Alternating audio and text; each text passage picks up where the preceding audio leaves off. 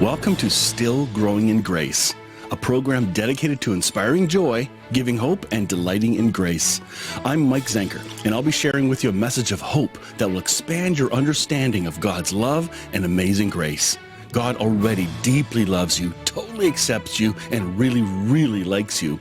Growing in Grace Ministries Canada and Hope Fellowship, your community church, invite you to enjoy today's program as we dig deeper into what it means to be still growing in grace. Good morning, everyone. Welcome to Still Growing in Grace. I'm so glad you're taking time to join me this morning. If you're watching later in the day, that's great. Don't forget to comment and let me know you're watching and from where you're watching. I'm surprised the family that is watching from all over the place, like different countries. It's bizarre. Very encouraging, but it's nice to know. So if you're commenting, it will encourage someone, at least me. Please do it. That'd be great because it's nice to encourage one another. Hey, today I got a final treat for you. A year ago, or just under a year ago, we had a really amazing conference called Healing Life's Hurts Through Understanding Forgiveness. Again, this content was so deep dive and so amazing. I did not expect it to go deep right away. It's like sometimes you have a shallow end, you kind of dip your toe in, but this one, somebody did a cannonball, and that it just seemed like every panelist, every person that shared, every speaker had a depth that it was so good. So part with you each of the weeks, is we did it every Thursday night for 4 weeks and had 4 hours every Thursday night. So that's a lot of content. But we had the panel come together of those that were able to be around and chat. Usually it's 5 or 4 people at a time, sometimes 6. But it was really, really cool hearing their feedback. So the one we're going to listen to today is the final panel of the conference of the last evening. And so, again, really, really good. If you take a look at the playlist for Still Growing in Grace, the links are all below. There's links down below in the description for Hope Fellowship, for the church I pastor, for Still Growing in Grace, blah, blah, blah. All that stuff's there. But if you look at the YouTube link, you'll see all the podcasts and all the video links for everything we've done so far. And this is 155 now, so it's almost 3 years. So pretty cool. We took a couple weeks off here and there, but we're starting year 4 in January, which is phenomenal. And I have some stuff up my sleeve for the new year that I hope will really be great. Hey, Lisa, watching from Salem. Yay, that's in New Hampshire, I'm assuming. NH, right? Pretty sure. But anyway, by the way, Lisa, thank you for your encouragement. I see your posts and you like and comment and laugh at my stuff, and it's fun. It's fun bantering, and it kind of keeps us young and keeps the day from being boring. So, love it. All right, let's get right into this panel discussion. I'm going to be watching with you. This is only the second time I've heard it. The first time was when I was participating. So I'm listening with you. This is going to be good. So if you hear something cool, make a comment. And Jesus is fun, she writes. It's true. Yes. Yes. Unlike some, I got to be careful how I say this. There's some religious places that there's no joy. They got the grumpiest faces ever, and they act like it, and it drives me nuts. By the way, I don't get along with them very well. Yeah. Anyway. Rabbit trail. Let's move on. I'm going to stick to the sign right above my shoulder here, Hope. And if you haven't noticed over the years, look a little closer over my shoulder. What else do you see? There's a goofy little kids thing. It's from some movie series. Anyway, it's sneaking there watching the whole time, and nobody's actually said anything except one kid in my church 2 years ago. That's the only person that noticed that guy. Anyway, that's fun. If you haven't noticed that, smile with me. Here we go. Let's get into this interview. It's going to be great. Here we go. Wow. Okay. Can you say that was a lot in a short period of time? Oh, my goodness. I'm going to bring in our panel, those that are ready to come on in. We've got 4 of them now. Hopefully the others will come in. Can everybody say hello so we know your mics are working? Hello, hello. That's good. Hello. And I saw Bill doing this. I have a fancy camera. Because I can see the shaded follows me. box, but you guys, I don't know what you guys can see when you're in there. Is it That blank? is No, you cool. can't see it yet. Can you see the video that's actually live? Yeah. Okay. Yeah. That's cool. I didn't know. Hey, Paul, how are you? I'm good. How are you? Good. There's no weird background noise. I love it. Hold on one sec. Okay. Libby's asking for the link, and I'm going to send her the link via her cell phone. 1 second. Give me 1 sec. Here we go. Because I sent it via Facebook, but that doesn't always work for people. So hopefully Richard can come in. I don't know if Rainy's going to join us tonight or not. But that was a lot of fun. Oh my goodness. So what'd you think? Been great. You're allowed to talk. It's always who's going to go first, right? No, it's great. The variety of this entire thing has just been so enjoyable and just intriguing, and yet there is a thread of continuity that's just absolutely weaving itself through all the different discussions. That's just really remarkable. Yeah, I kind of noticed that. I was quite surprised that the all the little tentacles around the topic have been addressed in much deeper than I would have ever have taught. It's just like, this is so cool. Hey, Libby, welcome. Hi. I'm so glad you could join us. You were just on. Was it weird seeing yourself? I can't see the panel right now, but I can hear and I can see I'm connected. So. Oh, really?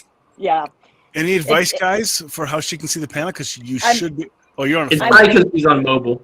Yeah, I'm on mobile and it's just stuck. So I'll just have to do it without seeing your faces, unfortunately. So sorry. We see you. So Okay. In the panel, we've got Paul Gray, we have Bill Thrasher, we have Catherine Toon.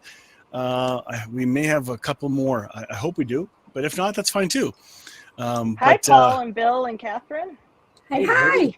And I'm everyone waving, that's but you joining can't see us. me wave. So, yeah. Yeah. Yeah, I don't know if you have an option on your phone for a gallery view or not, but on the computers, we just see everybody. So, yeah. That's all right. All right, Roll with it. folks. This is the final night, and I'd love to hear for the parts you could catch, because not everybody can watch the entire thing. It's 4 hours every Thursday night. Who's got that kind of time all the time? I have to, but it is a lot, and I had a lot of people tell me that it's too much to process, but it would be a super long conference if we went any shorter. So I'd be curious to hear what your take is from hearing each other, because you bring a lens, and I see some hurrah and cheering from the background, and floor is open. Don't all talk at once. Well, I think I just see there's this gorgeous tapestry, and I love it. It's really neat that we have we've had, each person is either interviewed and their talk or two talks or whatever. And so we get to go back and interweave again and get the perspective again. And I love that. It's practically for everyone. I felt like I need to listen to that again. And, that's great. There's just so much to glean and so much to be challenged with. You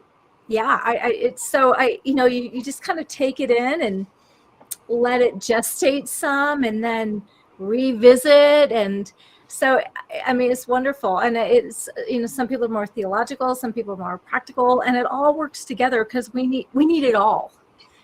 And I love, I just love the variety. I'm so glad it wasn't all like, okay, we all agree, we all look like one another, we all come from the same perspective, and we have come upon the truth, and this is what it is.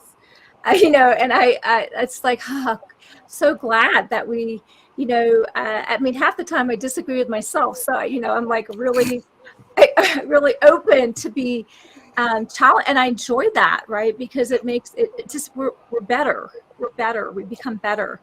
We become like the lovely God that we are. Were there supposed some to be. statements made by certain speakers that kind of went, that was so freaking obvious, why didn't I think of that? Or now that you put it that way, there go all my arguments.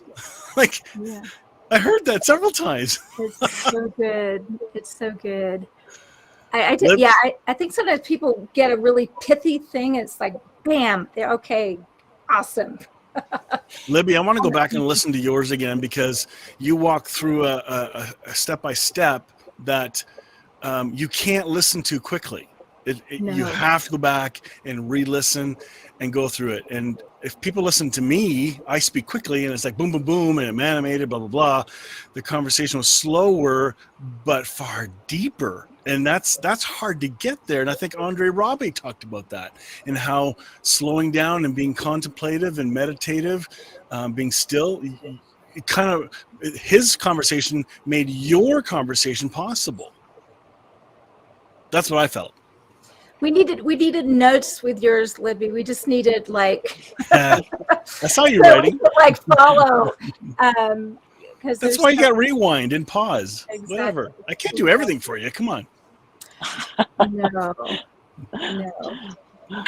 Yeah, it is definitely a process, and but it all flows and it makes sense, and I walk people step by step through it, and it unfolds beautifully.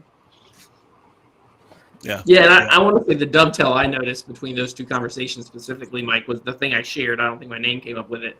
Was the quote from Andre that says, "Forgiveness is letting go of your own perspective on a situation." Yep. And or looking at it maybe from another angle of someone else, in that, but letting go of your myopic view and releasing that, forgiving that, and starting to open up your heart, mind, soul, body, all of it, to the idea that there are other perspectives now of that same situation that need ultimately what will become reconciliation, right? Which isn't forgiveness, but we can't even start that process without the release of my own ego's attachment, right? That embedded neural pathway kind of stuff, junk. We got to get off that highway. We got to get onto a new highway that may be elevated a lot more. Actually, in Atlanta, weird metaphor, we have an express lane that opened up a couple years ago, and it's like 50 feet higher from the regular road.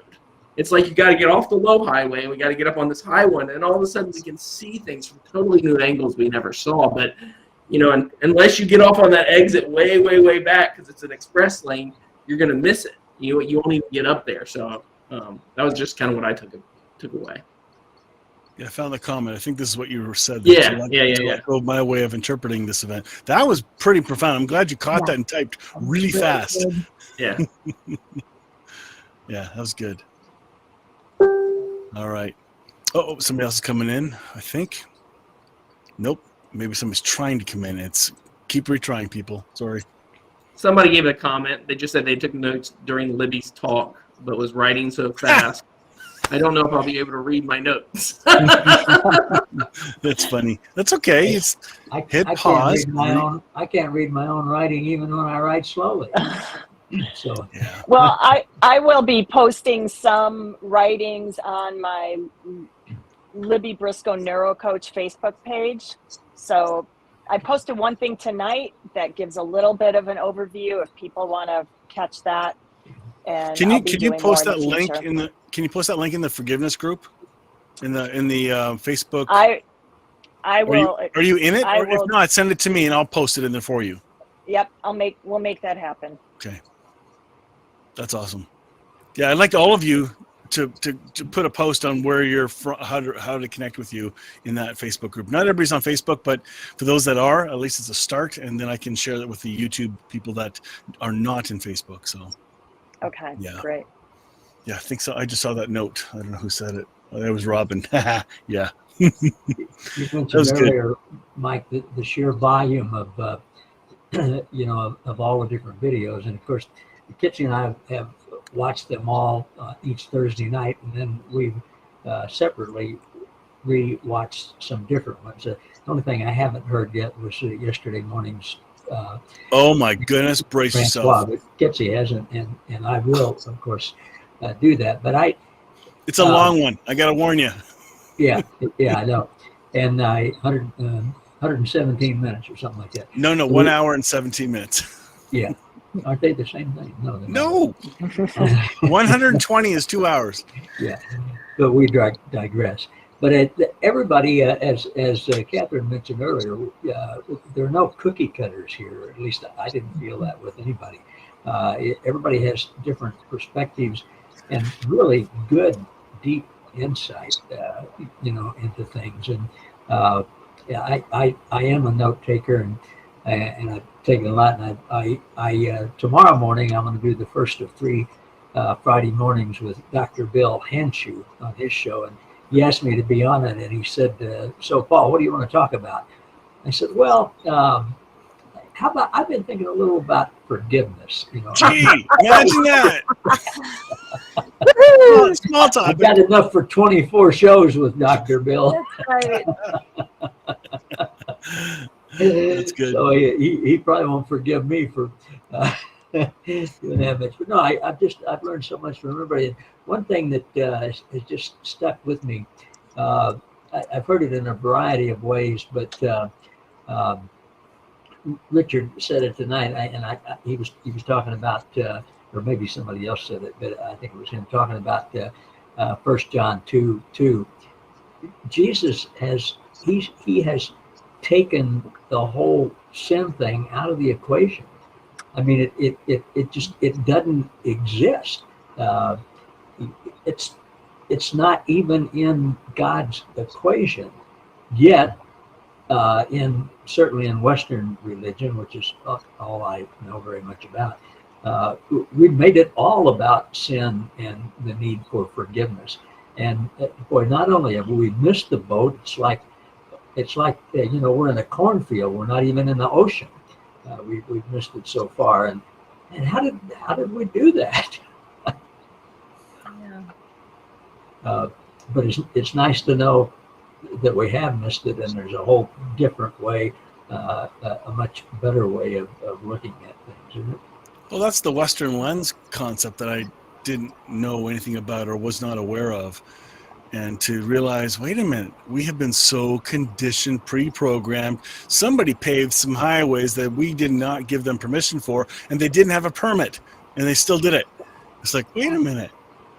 But the way Libby said it was like an awareness of a possibility that we may not have been told about, right?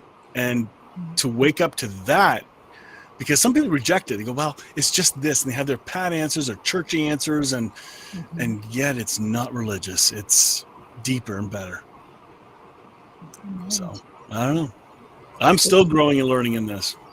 Paul, you're going to be next up, and then Bill. So we got 2 amazing sharers still to come. So we still got 2 more good ones. This ain't over. Yeah. So I'm thrilled that you have all the videos, so we can go back and Yes. rewatch.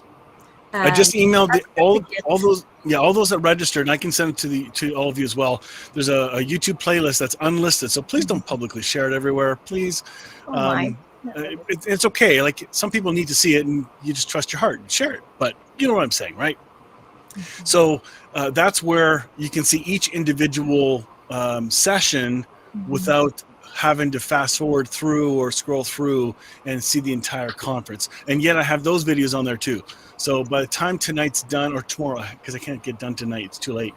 But I'll do all the editing. I've unlocked all tonight's sessions already. So all of you, your videos are on tonight already. And that way you can just fast forward and cheat and just go to that speaker and listen. Even the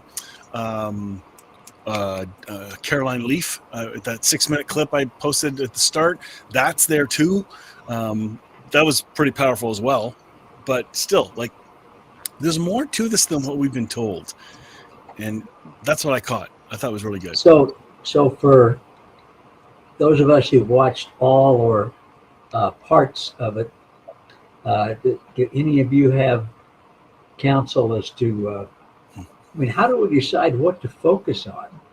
I mean, I know the answer. You know, we listen to the teacher in us, but you know, there's so many good things. I mean, just like with tonight, with the videos tonight, you know, I feel like I've sort of been given a drink through a fire hose, and I'm not thirsty anymore. But I'm not sure what to do with you know 40 gallons of water that are inside of me. Yeah. So, no, seriously, but how do you guys? How do you process things? How do you determine what's meaningful to you at the moment, that is applicable for you at the moment? Paul, I just follow the energy and look where my excitement is, look to what I'm drawn towards, and I go there. And if I see life and love And light. and light, and it ignites something in me, I go towards that. And I have found that a year later, what I passed on now is igniting me, and there's energy there. And so it's like the cells of our body kind of, they clue us into what's going on. So if we just listen, you know, like you said, your inner wisdom, and but really just of all the things that draw you in, go with number one next. And Oh man, I agree. Well, and I think, yeah, go ahead. well, no, yeah, one of the things for me is I think it's Richard. Now, he's joining us. He's not joining us tonight, I guess. But he said this, I think to you and I Mike, before, where if it's not practical, then it's not really worth it, right? And so there has to be a practical application to what any of us say. If there's not something we can apply in traffic, in our relationships, if we're married or with our children or with our parents or whatever wage we are, if there's not something we can literally take away from this conference, from any one of the multiple different people who are presented, and just take that micro step toward release, toward restoration, right? Whatever it is, for ourselves first, in the way of giving to someone else, right? Which is forgiveness. Then that's really the key to it, is application. Just like I think Paul or Libby, you just said the word application. I think, you know, we have to be able to apply this to where we are, and to the situations that present us, ones that we can control, and even more so the ones we can't control. You know, with that said, and the emphasis on practical and application, I think of my own forgiveness journey, and some of what seemed to lead me into freedom and release the most is those abstract concepts that I feel like I received, or they got downloaded, or I was ready to intake, such as the concept of separation and oneness. As I moved out of a separation mindset into a oneness mindset, it's an abstract idea, but it had a profound impact on my forgiveness journey. Another one was the ideas of levels of consciousness, and where we can be in a level of shame or grief or hostility, or move up into courage or peace or love. And I just look at people who are in a community and a culture and a mindset of separation, a consciousness of that, they're going to be in a more ego dominant identity state, and there's going to be wounding going on in those situations. And you've heard the phrase, you know, well, it's just the idea that you can't get water out of a dry well. And so I'm not going to get my satisfaction out of people that are in a place where they don't have that overflowing to give. But knowing that I have that in me, they have it in them, it's an abstract idea, but it creates a change within me and allows me to release my resentment or my ego need to get something from them before I find peace and freedom for myself. It seems to kind of drop it.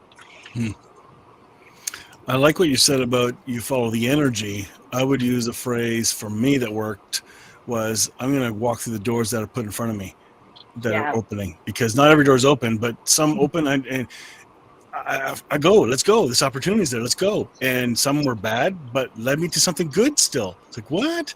So I'm trusting Christ in me as life source energy to guide me through this journey of maturing and growing. And I think for all the listeners, I think, Paul, that was a good question.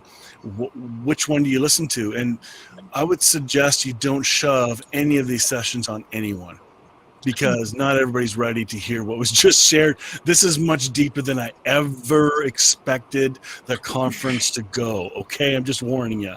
So this is not a shareable public hey, because you're going to have all the drive-by shooters who are going to shoot it down, and then you're going to be discouraged. In fact, if you want a baby step, who knows? Like the initial conference that I did years ago in 2018, that's probably a more practical, gentle entry level. But this, what we just heard and what the conversation we're having here, privately listen to them all. Let the Spirit tell you. Don't use it as the churchy, oh, I got to share this with somebody. Wait a minute. Who said that? How about just you enjoy it for you? It's a good meal. You don't share your steak dinner or vegan dinner with somebody else in a week. You enjoy right now and then while it's still warm. Nobody shares a vegan dinner. I'm going to leave that alone. We're moving on. Quickly. You saw my joke. Keep going. Well, I mean, for me, I just follow the zing. I mean, and you know, as God leads me, because it's going to be life. It's going to be lovely.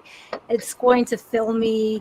It's going to help me, release beautiful things and helpful things and lovely things. But I need to consume first, so that it flows out of me. So I just follow him. So I just follow the zing on it.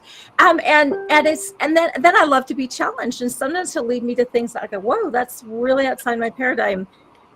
I'm having such a good time, or I'm having to really be shaken. It's like, okay, this is good for me, because sometimes he'll lead me to the, the broccoli that I actually need. And I kind of wanted the brownie, but he didn't lead me there. Cheese on it. It's fine. Right. And so it's all good.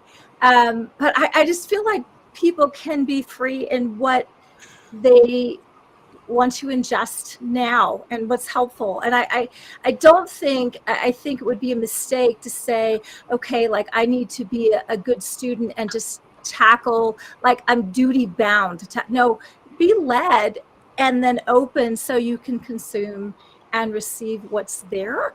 And I agree with you, Libby. A lot of stuff I'll go back. It's like, yeah, okay, so that wasn't for me now, but man, a year later, whew, that is whoa, that's got it going on.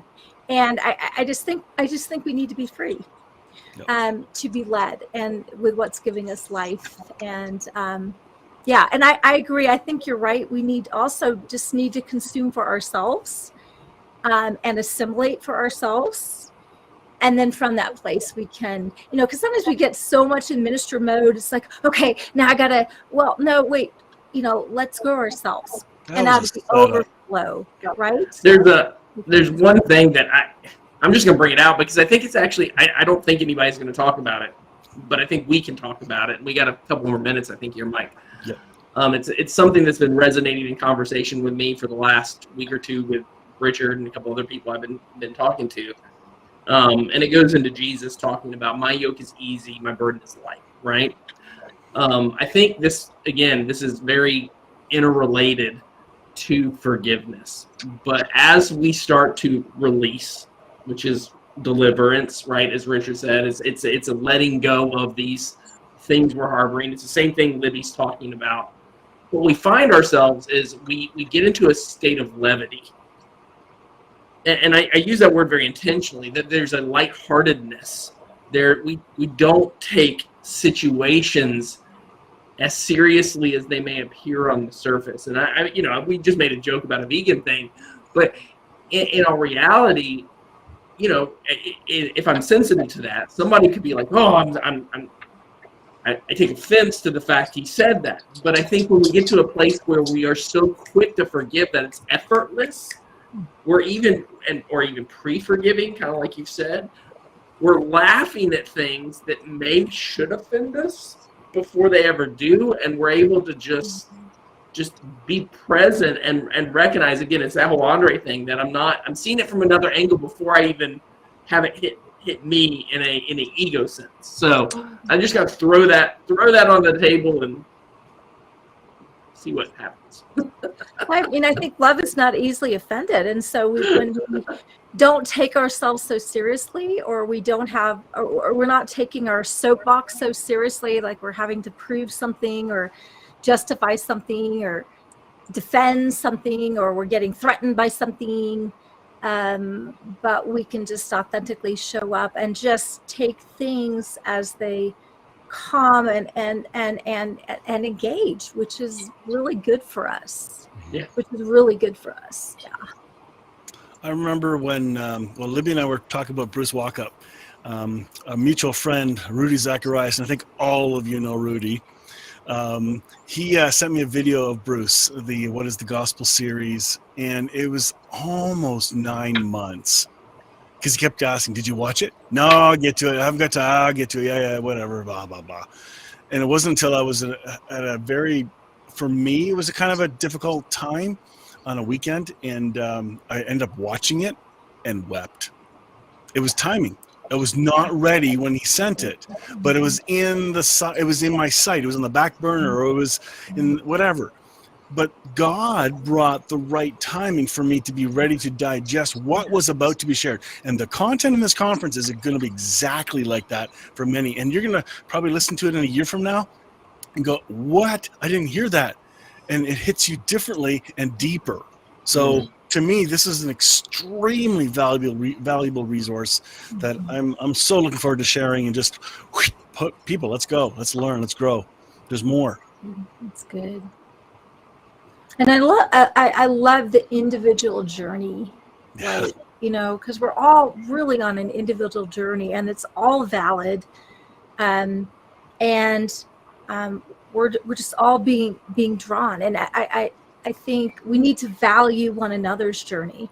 And maybe what is the thing for me, well, I'm not going to impose that on you. Like, who am I? That's not my place. But if I can share, or if I can help, awesome. But I mean, everybody's got to just be on their own journey. And I think we need to trust a loving God that is engaging with his kids in very unique ways, and just trust him, and then trust him in our own journey. Because I think so much of this is trust. I can release if I can trust, right? That my heart will be taken care of, or whatever that is. So it's huge. Yeah, it's huge. That's good. I want to speak just a minute to what Bill said before about the levity thing. I grew up for the longest time having a picture of Jesus being very serious and somber, and I even had that reinforced in an abomination that I was part of, that where we were taught that Jesus could read everybody's mind, and he knew everything that was going on at once, and there's so much sin and so much awful stuff going on that, I mean, how could he possibly be anything but just sorrowful all the time? I think this forgiveness conference has brought to mind to me, or brought the realization to me. I haven't seen Jesus like that for a long time, but it just helped clarify for me. He doesn't see it like that. Forgiveness is not an issue with him. It doesn't exist. As Richard said, it's a bastard. It doesn't belong. I've been wanting to say that word all night. He said, it doesn't belong, and Good definition. Presence, right? And so Jesus could laugh and party with the the drunkards and the tax collectors and the prostitutes and the thieves and everything else, while the religious people were they were worrying about the sin and he wasn't. And if I want to have that same mindset, I mean, not that I stick my head in the sand and rejoice when people steal from each other or whatever, but just that I want to look at people with love and acceptance and inclusion and joy, and not focus. I want to be more like the perfect father in Matthew 5, rather than the stern judge in Deuteronomy. So, but that's a maturing process. That is the whole journey, right? You don't arrive at father level. It's impossible. You have to start as a child. If you have a chance to watch the Paul Anderson Walsh video, oh my goodness, because we talk about the journey of child, young man, father, child, young adult, father, or adult, and the adult does not judge the language of the teen or the child because he understands, right? It's like, that's how they talk. But if you're immature, you're going to judge all those phrases. Now you can't say that, and correct terminology matters. You got the Grace Gestapos and all that stuff trying to correct everybody. Well, nobody asked you, but the child learning to grow, and then the young adult wrestling with all this stuff until you become fully formed into Christ, right? That doesn't sound religious. Yeah. I mean, fear has the need to control, right? Fear is the need to control and not trust. And so, so, it's not like there's, you are kind of letting people spin out in destructive ways, but we also need to trust the process that God has for everyone. And so, it just, whatever it is, it just needs to really look like authentic love. And we're going to need to carry a lot of things lightly that maybe we have made such a... Well, yeah, I think you're nailing it right there. So the paradox of spiritual maturity is the fact that emotionally we become more like kids at some point again. We stop taking ourselves so uptight, and we move to a place where we as weird as it sounds, emotionally or intellectually we were children. Now we have the emotional and intellectual maturity, and yet now we get to release it and go back to being like little kids on a playground. Well, listen, Paul's fun Paul Gray is so much fun to be with. I think he's mastered it. Sorry. And that's ironic. That's the ironic kind of part of this whole thing is as we do get, I believe, as we forgive, because it's a process of forgiving. We move into a place of spiritual maturity, and that happens for different people at ages. It's completely unrelated to age for a lot of people. Sometimes it can be. I think the human life tends to lend itself to people as we get older. We get a little less. We see the forest for the tree, so to speak, and understand that life's short to let the guy who cut me off ruin my entire day. But there are bigger things that happen to us, or happened to us in the past, and getting past those is so much more difficult for so many of us. And yet, I think, though, as we do, whatever the process that is, we become more joyful, more kid-like, in a really peculiar way. I like, again, back to the Paul Anderson Walsh one, we talked about a phrase called learning to live loved, coming from Paul Young.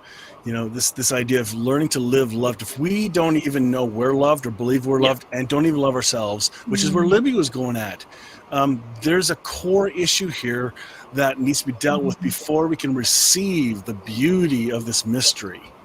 Nor can we explain it. So, even though we're trying. Yeah.